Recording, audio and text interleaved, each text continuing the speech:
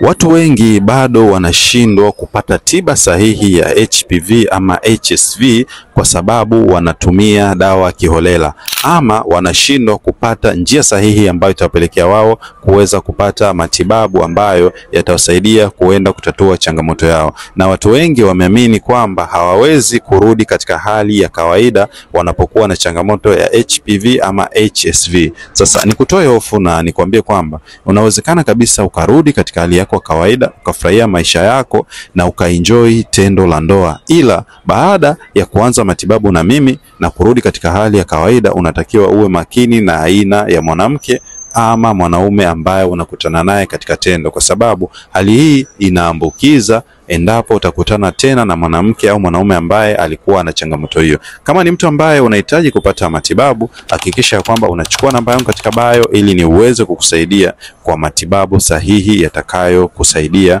kuweza kurudi katika hali yako ya kawaida.